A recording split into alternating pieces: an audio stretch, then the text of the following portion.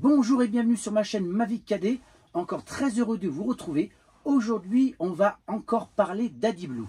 Et là, malheureusement, c'est une mauvaise nouvelle pour ceux qui possèdent un camping-car diesel. Pas les autres véhicules aussi, mais surtout les camions, les camping-cars qui vont être concernés.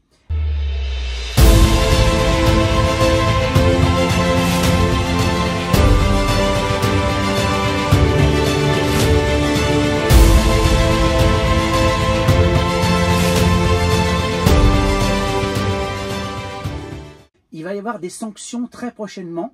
Vous allez voir ça dans cette vidéo. Alors surtout, avant, abonnez-vous, likez, partagez, commentez, ça me fera très plaisir. Abonnez-vous car il y a encore beaucoup de vidéos à venir très prochainement. Mauvaise nouvelle pour les conducteurs de diesel dès le 1er janvier 2025. En effet, les propriétaires de diesel devront redoubler de vigilance dès le 1er janvier 2025. Une nouvelle réglementation imposera des contrôles renforcés sur les systèmes AdiBlue avec des sanctions financières conséquentes à la clé. La nouvelle année 2025 marquera un tournant dans le contrôle des systèmes AdiBlue, cet additif anti-pollution devenu obligatoire sur les motorisations diesel modernes. Les centres de contrôle technique vont détecter toute manipulation du système comme la désactivation du système AdiBlue, une pratique jusqu'alors difficilement repérable. Les contrevenants s'exposeront à une amende salée de 7 500 € pour modification non autorisée. Un système anti-pollution source de nombreux problèmes. En effet, l'AdiBlue, c'est un liquide jouant un rôle crucial dans la réduction des émissions polluantes des moteurs diesel. Son principe est assez simple.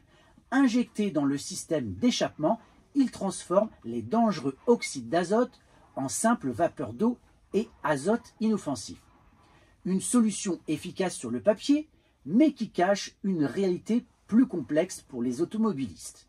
Alors, pour des raisons de droit d'auteur, je vais vous dire ce qui se passe dans la vidéo. Je ne peux pas laisser le son, mais en fait, vous voyez, c'est une personne qui explique les problèmes qu'elle a avec son moteur, avec AdiBlue, avec toutes les réparations qu'il a régulièrement. C'est vraiment une grosse galère, comme de nombreux automobilistes qui se trouvent coincés, bloqués avec des réparations qui se coûtent un bras. Donc, on parle de 1 500 à 2 000 € parfois.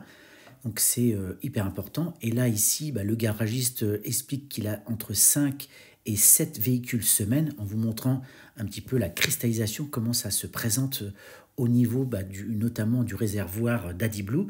Mais il y a aussi d'autres composants qui sont touchés par cette cristallisation, ce qui est vraiment une catastrophe. Et on se rend compte qu'en fait, que de nombreux véhicules sont touchés, différentes marques aussi. Et il y a aussi donc UFC Que Choisir, qui a lancé une procédure au niveau français, mais aussi au niveau européen, pour faire réagir les constructeurs et surtout les obliger à prendre en charge les problèmes. Sauf que, en attendant, certains trouvent des solutions, en faisant appel notamment, vous voyez, à une personne qui va être capable de programmer et de modifier via des logiciels le moteur et va permettre de ne plus utiliser d'AdiBlue. Alors c'est une solution qui se fait sans problème pour le moteur, qui malheureusement est interdite, mais il explique qu'en fait, il est obligé d'aider comme ça des personnes qui se retrouvent embêtées. Malheureusement, face à ce problème qui monte, les autorités ont réagi et vont donc obliger les contrôleurs techniques à vérifier ces changements au niveau du moteur, savoir s'il y a une modification logicielle pour empêcher de mettre de l'AdiBlue dans le moteur. En effet, le problème majeur réside dans la tendance du liquide à se cristalliser. Ce phénomène particulièrement fréquent peut entraîner des dégâts considérables sur les organes vitaux du véhicule. Les injecteurs, réservoirs et sondes sont les premières victimes de cette cristallisation. Les réparations qui en découlent atteignent souvent des montants vertigineux, dépassant régulièrement les 1 500 € pour les véhicules hors garantie. Face à ces coûts prohibitifs, de nombreux conducteurs ont opté pour une solution risquée, la désactivation pure et simple du système. Une situation qui met les constructeurs sur la sellette, évidemment, D'ailleurs, l'UFC Que Choisir a tiré la sonnette d'alarme depuis plusieurs mois. L'association de consommateurs reçoit un nombre croissant de témoignages d'automobilistes en détresse, particulièrement des propriétaires de véhicules Citroën et Peugeot sous la coupe de Stellantis. Les pannes liées à l'AdiBlue ne se limitent pas à ces marques, touchant en réalité l'ensemble des constructeurs commercialisant des véhicules diesel. La situation est d'autant plus frustrante que les conducteurs se retrouvent souvent démunis face à ces défaillances.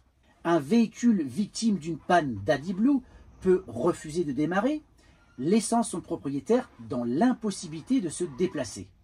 Cette immobilisation forcée pousse certains à se tourner forcément vers des solutions alternatives bien moins chères, mais malheureusement illégales, comme la désactivation du système par des garagistes peu scrupuleux.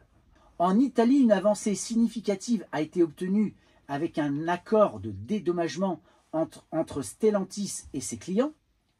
La France, elle, reste à ce jour à la traîne. L'UFC Que Choisir multiplie les actions interpellant constructeurs, DGCCRF et Commission européenne, mais les réponses se font attendre. La responsabilité des constructeurs dans ces défaillances techniques est clairement pointée du doigt, il n'y a aucun doute là-dessus. Un durcissement des contrôles à ne pas négliger, par contre. En effet, la pratique de désactivation d'AdiBlue étant de plus en plus courante, la politique de contrôle risque fortement de s'accroître. Le fait que cette panne devient monnaie courante n'aide pas non plus. Autant dire que si vous devez passer votre contrôle technique prochainement, il faudra être particulièrement attentif. Donc, eh bien là, on se retrouve une fois de plus avec un constructeur qui est défaillant, des automobilistes qui font ce qu'ils peuvent, parce que malheureusement, j'ai évoqué 1 500 €, mais pour certains véhicules, ça va jusqu'à 3 000 €. Des fois, il faut tout changer. Ça fait des réparations assez lourdes. Mais si vous réparez, malheureusement, ça peut se reproduire. Donc, bon, dans le cadre d'un changement du système, forcément, vous aurez une garantie derrière. Alors, je ne sais pas combien elle sera, si c'est 1 an ou 2 ans. Mais imaginons que vous dépassez cette garantie, que ça recommence. Bien, quand vous avez une flotte de véhicules, notamment, je parle moi pour eh bien, les professionnels, vous en avez marre. Et au bout d'un moment, vous avez envie de trouver une autre solution. La désactivation. Pareil pour certains fourgons ou camping-caristes, certains ont fait cette manipulation-là.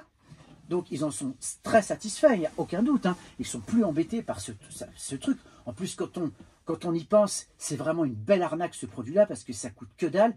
Pour le fabriquer, c'est une pollution sans nom.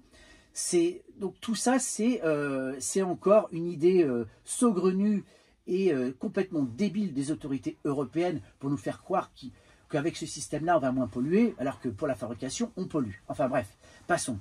Toujours est-il que, une fois de plus, le dindon de la farce, c'est nous, ce sont les usagers qui doivent faire avec un système qui est défaillant, qui vont essayer de faire comme ils peuvent, mais au vu de l'ampleur du phénomène, eh bien, les autorités, plutôt que d'aller taper sur les constructeurs et leur dire de proposer une autre solution ou d'arranger leur système, et pour faire quelque chose, en tous les cas, qui soit plus efficient, eh bien non, qu'est-ce qu'ils font?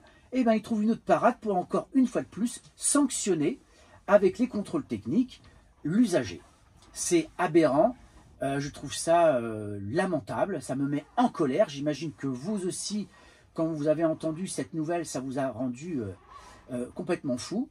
Mais c'est comme ça, ce sont les autorités françaises, c'est la France, malheureusement. Quand il s'agit de taper sur nous les pigeons, il n'y a aucun problème. Et quand il s'agit de taper les plus riches, les constructeurs, les grands groupes, là, il n'y a plus personne.